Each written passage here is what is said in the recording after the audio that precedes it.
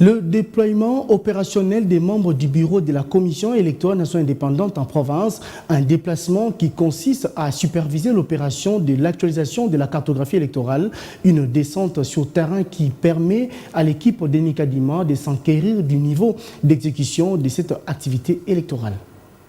Ils sont sur le terrain pour superviser l'opération de l'actualisation de la cartographie opérationnelle de la Commission électorale nationale indépendante. Les membres du bureau de la CENI sont en province pour suivre de près cette phase de recrutement et formation des agents censés mener cette opération électorale.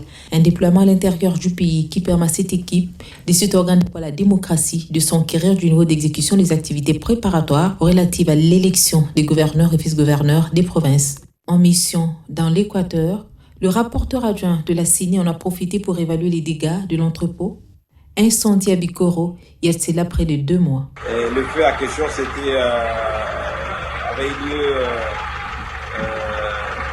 le 20 février 2022, donc c'est au cours de cette année. Nous étions à Kinshasa et à ce moment-là, nous n'avions pas encore eu le temps d'arriver sur place.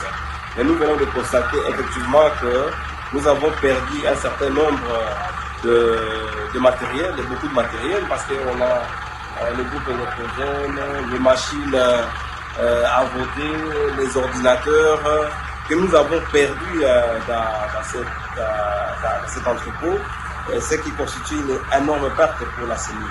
Et donc, nous pensons que nous allons davantage enquêter pour apaiser les causes et établir les responsabilités de tous ceux qui sont à la base de cet incendie. L'entrepôt de la CENI dans le Kouilou, bien qu'opérationnel, contrairement à celui de Bikoro, était aussi visité par Pascal Lipemba, membre de la plénière. Sur le terrain, il s'est aussi entretenu avec le secrétaire exécutif provincial de la Commission électorale nationale indépendante de cette province sur les niveaux d'exécution des activités électorales.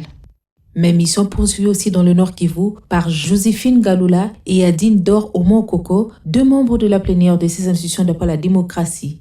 Les suivis et la supervision de l'opération de l'actualisation de la cartographie opérationnelle de la CENI s'est signalé aussi dans le Haut-Katanga. En partance pour Kamina, le 2e vice-président de la CENI a fixé l'opinion sur cette mission importante de la CENI qui se focalise sur l'évolution des activités électorales en cours sur le terrain avec les différentes parties prenantes. Occasion de s'enquérir aussi de l'état des lieux, des locaux, des secrétariats exécutifs provinciaux de la CENI. Une autre présence de la CENI, c'est celle signalée aussi lors de la messe d'Itakutu par Monseigneur Cholet, chapelain du pape. À ces célébrations eucharistiques, c'est le premier vice-président de la Commission électorale nationale indépendante, Bienvenu Ilanga, qui a représenté le président de la CENI dans ce coin de la province de Mai-Ndombe.